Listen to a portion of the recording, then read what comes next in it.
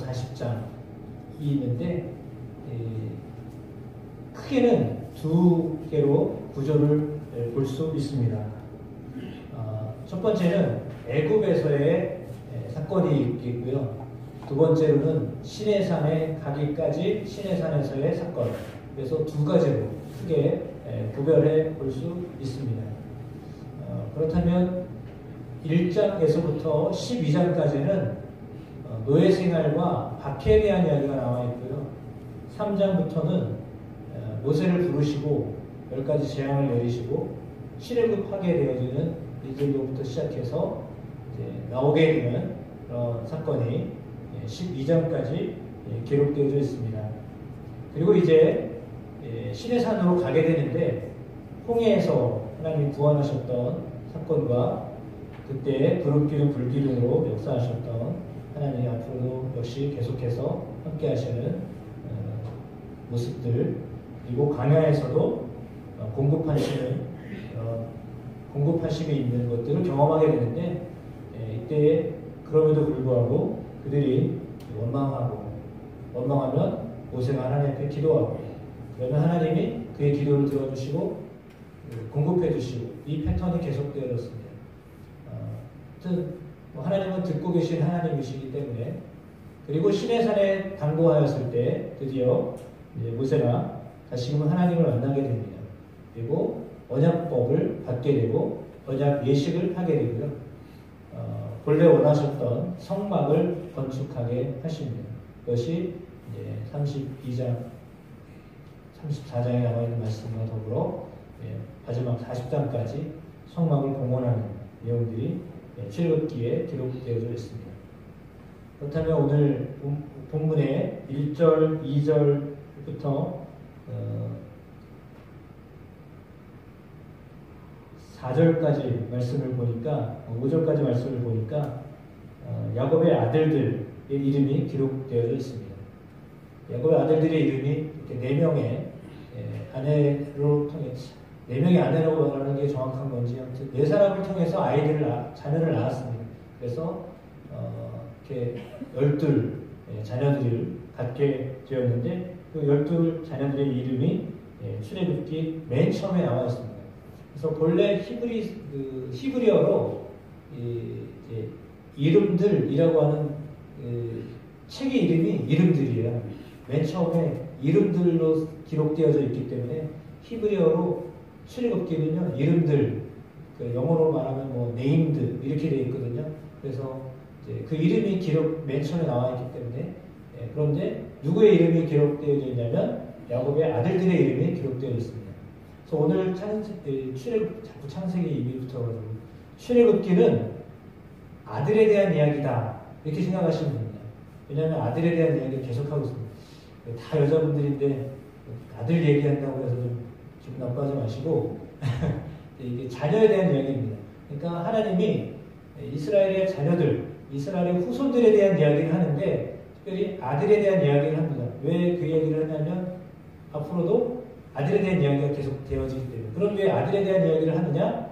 그건 이제 가면서 보시면 압니다. 왜 아들에 대한 이야기를 계속 하는가? 라고 하는 것들을 배경으로 1장을, 출애굽기 1장에 아들에 대한 이름이, 야곱의 아들에 대한 이름이 나와 있는 이유를 이제 아시게 될 겁니다. 그들이 다 70명이라고 했거든요. 70명의 후손들이 애굽에 들어갔죠. 이 70명이라고 하는 숫자 자체는 상당히 의미가 있습니다. 왜냐하면 노아 시대에 그 후손이 70민족이라고 합니다. 그래서 이제 이게 단순한 숫자가 아니라 의미가 있는 것이라서 영적으로 그 후손들, 그러니까 이스라엘의 후손들, 영적인 이스라엘의 후손들, 모든 후손들을 의미한다라고 보시면 될 것 같습니다. 그들을 향하여서 말씀하신 것이 생육하고 번성할 것이다 라고 하셨죠. 이 말씀은 사실은 어떤 의미가 있느냐면 영과 혼과 육이 다 축복을 받는다 라고 하는 의미입니다. 영과 혼과 육이 축복을 받는다 라고 하는 말인데, 이 말은 어디서부터 시작된 것이냐? 창세기 12장 1절, 2절, 3절 아브라함에게 하셨던 말씀에서부터 비롯됩니다. 여호와께서 아브라함에게 이르시되 너는 너의 고향과 친척과 아버지의 집을 떠나 내가 내게 보여줄 땅으로 가라. 2절 같이 한번 읽어보겠습니다. 내가 너로 큰 민족을 이루고 내게 복을 주어 내 이름을 창대하게 하리니 너는 복이 될지라. 아멘. 그래서 창세기는 마지막이 이스라엘의 자손들이 애굽에 들어가서 정착했다라고 하는 것으로 끝납니다. 그래서 70명이 이름이 이제 70명이 들어갔다라고 하는 것으로 끝나고 지금 이제 출애굽기에는 그 70명이 한 200만 이상 되는 엄청난 민족이 되게끔 하나님이 4대에 걸쳐서 그런 큰 400년에 걸쳐서 큰 축복을 주셨는데 그 축복은 아브라함에게 주셨던 약속 때문에 그랬습니다. 하나님이 약속을 주셨던 그 약속을 어디서 이루셨냐면 애굽에서 이루셨습니다. 큰 민족을 이루고 내 이름을 창대하게 할 것이다. 너는 복이 될지라. 그리고 그렇게 되어졌는데 이게 하나님이 아브라함과 맺었던 그 언약대로 애굽에서 엄청난 숫자로 번성하게 되어졌습니다. 구약은 하나님의 축복하면 자녀가 많은 것 이것이 축복이고 그리고 물론 양과 소와 이런 가축들이 많아지는 것 재산이 늘어나는 것 이것이 축복이었고 이런 것들이 구체적으로 축복이었다라고 구약의 축복은 거의 물질적인 축복입니다. 그런 축복을 받는 것으로 이렇게 보여집니다. 그런데 그런 축복 가운데 이스라엘 백성들이 요셉이 죽었잖아요. 그래가지고 창세기 마지막에 요셉이 죽은 것으로 끝나는데 요셉을 알지 못하는 새로운 왕이 일어났습니다. 그래가지고 요셉을 모르는 왕이 그 왕권을 차지해야 했기 때문에 그들의 숫자가 많아지죠. 오늘 본문에 나와 있는 것처럼 저들이 우리를 등 돌리면 우리는 당한다. 숫자적으로 위협이 되는 존재들인데 가만히 내버려두면 안 된다. 그러니까 그들로부터 자유를 뺏자. 그들의 노동력을 사용하자. 그들을 가만히 내버려두면 안 된다. 힘들게 된다. 고난이 있게 하자. 그래서 거의 그들이 모두가 다 자유민이었는데 자유한 사람들이었는데 노예가 되었습니다. 하루아침에 왕조가 바뀌면서 노예가 되었습니다. 그런데 12절 말씀에 보니까 그러나 학대를 받을수록 더욱 번성하여 퍼져나가니 애굽 사람이 이스라엘 자손으로 말미암아 근심하였다라고 했습니다. 그러니까 하도 많아지니까 점점 더 걱정이 커갔던 것 같습니다. 그리고 국고성 라암셋과 비돔을 건축하는데 여러분 그림의 왼쪽에 고센 지방이라고 되어 있죠. 빨간 글씨고요. 고센 지방 보이시나요? 고센 지방 그 글씨 바로 옆으로 라암셋 있고 또 오른쪽으로 비돔이 있습니다. 그러니까 가장 가깝죠. 이 가나안으로 가기 가장 가까운 쪽에서 국고성을 쌓았습니다. 그 일을 하는데 노동력을 다 히브리 민족, 그러니까 이스라엘 후손들을 다 거기에 투입을 시켰습니다.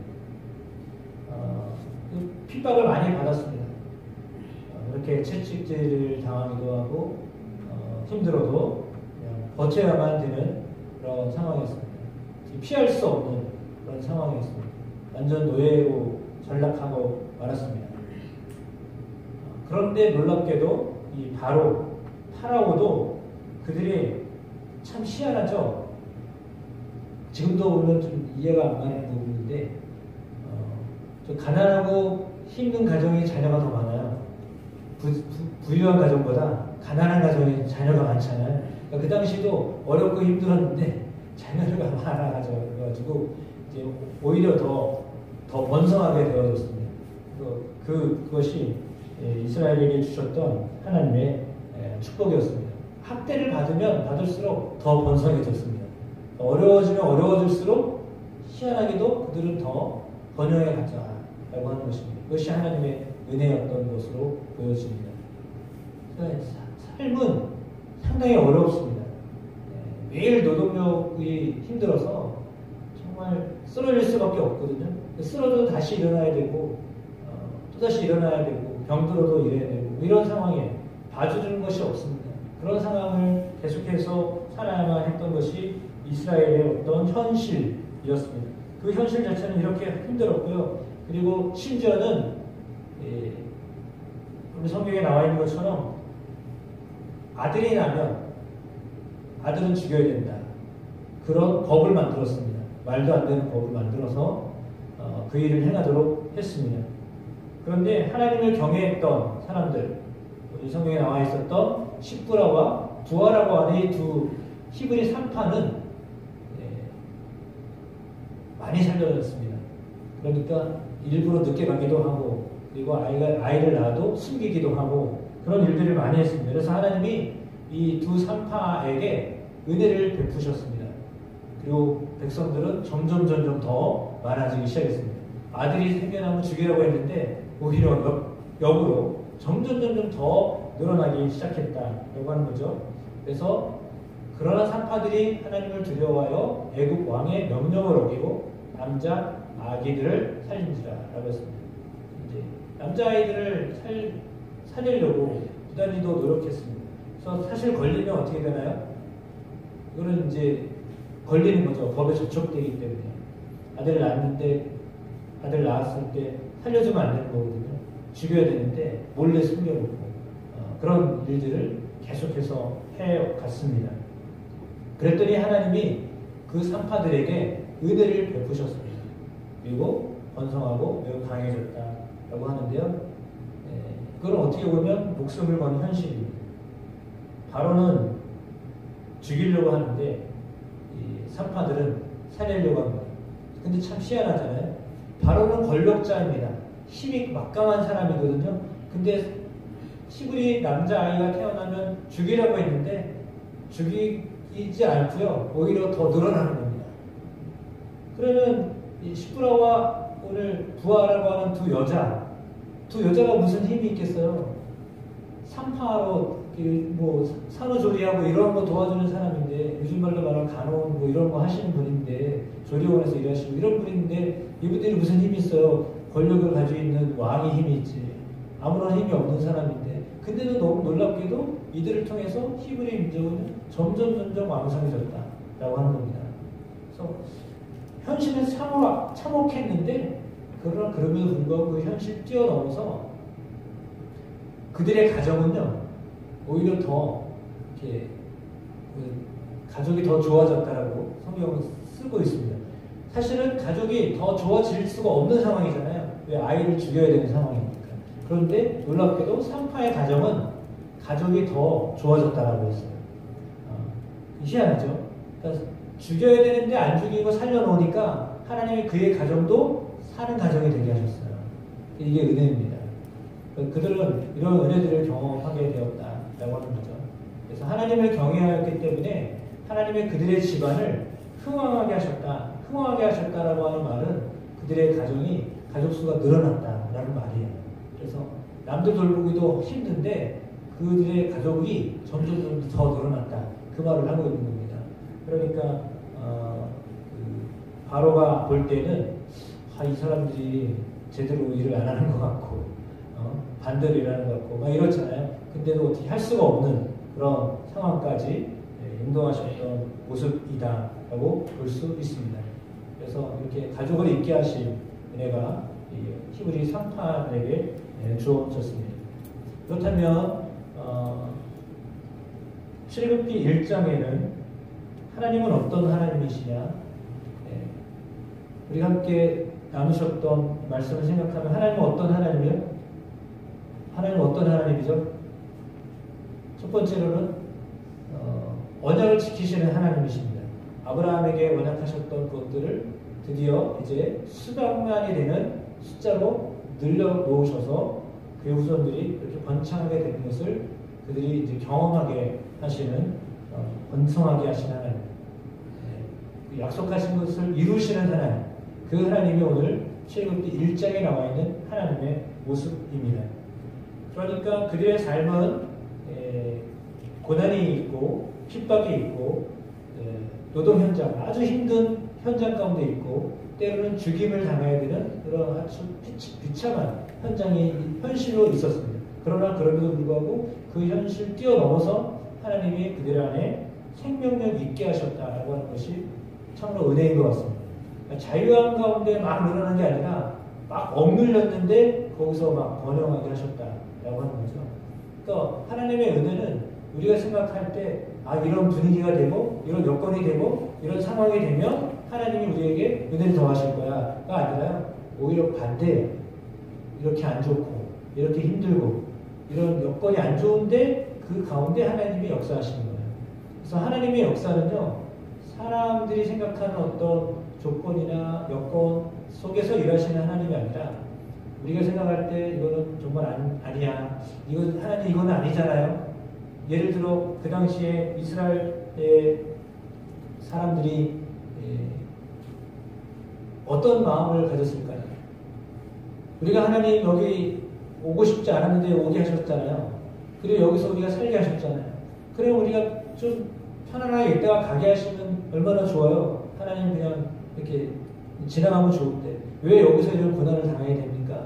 더군다나 이방 땅에 와가지고 왜 이런 고난을 생고생을 하게 하십니까? 라고 하는 왜 마음이 없겠어요. 그런 마음도 있어요. 그럼에도 불구하고 하나님이 그들을 향하여서 은혜를 계속해서 베풀고 계신데 남자아이들이 죽어야 되는 상황인데 살아나는 살림을 받는 그런 은혜들이 오늘 출애굽기 1장에 나와 있습니다. 왜 이것을 썼느냐? 2장의 모세의 등장 때문에 그랬습니다. 그러니까 모세도 사실은 죽어야 되는 상황이었거든요. 그의 이름처럼 건짐을 당했다라고 하는 이름이잖아요. 그래서 본래는 죽어야 되는 상황이에요. 나일강에 남자아이가 태어났으면 나일강에 다 집어 던지라고 그랬어요. 근데 집어 던진 게 아니라 갈대상자에 띄어가지고 살렸잖아요. 그랬더니 정말 놀랍게도 공주가 그를 발견하고 자기 아들을 삼아가지고 왕자가 돼요. 말이 안 되는 이야기가 소설 같은 이야기인데 그 일이 현실이 되었잖아요. 그래서 참 역전을 이루시는 하나님의 모습을 보게 되는데 저는 오늘 본문은 그렇게 해서 아들에 대한 이야기로부터 시작해서 아들에 대한 이야기로 마칩니다. 그 이야기는 하나님의 자녀들을 향하신 하나님의 계획하심이 있다라고 하는 것을 말씀하고 있는 겁니다. 그러니까 그 상황이 이스라엘의 상황은 여의치 않았습니다. 좋지 않았습니다. 그런데 하나님의 뜻은 그 상황에서도 여전히 흘러가고 있었다라고 하는 거죠. 그러니까 여러분의 삶에도 여전히 마찬가지입니다. 내 상황이 힘들고 어려워도 하나님의 뜻은 계속해서 우리 삶에 계속해서 하나님의 뜻이 이루어져 가고 있다라고 하는 것을 믿으셔야 됩니다. 그러니까 현실적으로는 어려워요. 힘들어요. 그런데 그 현실을 뛰어넘어서 하나님이 역사하고 계시다라고 하는 것을 믿으셔야 합니다. 그것이 오늘 출애굽기 1장의 모습이에요. 여기는 어떤 희망이 잘 안 보여요. 그냥 어려운 현실만 보여요. 현재 상황은 그래요. 현재 상황은 그냥 막막한 거예요. 힘든 거예요. 지쳐있는 상황이에요. 어떤 대안이 안 보여요. 그런데 그렇게 끝났거든요. 그런데 그 뒤에 하나님이 모세를 준비하셨다라고 하는 거죠. 그래서 그렇게 인도하시는 하나님을 바라보는 시각을 갖는 것, 그것이 믿음의 사람이 취해야 될 어떤 그 마음의 믿음의 태도다라고 하는 것을 우리에게 가르쳐주고 계십니다. 그래서 여러분 삶이 조금 어려우셔도 힘드셔도 이 가운데 역사하시는 하나님의 뜻이 지금 이루어지고 있다라고 하는 믿음으로 버티시기를 축복합니다. 버텨야 됩니다. 버티시고 인내하시면 분명히 하나님의 그 뜻을 이루게 하십니다. 그런 하나님을 만나는 역사가 우리에게도 있게 하실 줄로 믿습니다. 우리나라 역시 그랬습니다. 정말 어렵고 힘든 속에 복음이 들어왔고 사람들이 세워져 가고 주로 대부분의 사람들이 교회를 통해서 독립투사들이 생겨나고 독립운동도 하고 그런 일들을 많이 했습니다. 우리가 지금 우리나라가 정말 어려웠잖아요. 정말 생각하지 못했던 어려운 일이 그냥 갑자기 우리에게 생겨났는데 그럼에도 불구하고 하나님이 이 가운데 일하고 계십니다. 라고 하는 것을 믿으시기를 바랍니다. 포기하지 말고 소원을 가지고 하나님께 기도하면 하나님이 반드시 이 나라를 살리실 줄로 믿습니다. 올해가 어쩌면 새로운 한 해가 될 수 있습니다. 작년 연말부터 아주 안 좋지만 그러나 이것이 바닥을 치면 올라갈 수밖에 없기 때문에 하나님이 그런 은혜들을 우리에게 경험하게 하실 줄 믿습니다. 그래서 모세 족보에 대한 이야기를 레위 후손으로 온 모세에 대한 이야기가 기대되어지면서 출애굽기 2장의 모습을 다음 주에 함께 나누도록 하겠습니다. 따라서 어떤 상황이어도 하나님을 경외해야 사람을 무서워하지 말고 그렇죠? 하나님을 경외하면 하나님이 역사하십니다. 그 믿음으로 승리하는 저와 여러분이 되기를 주의 이름으로 축복합니다.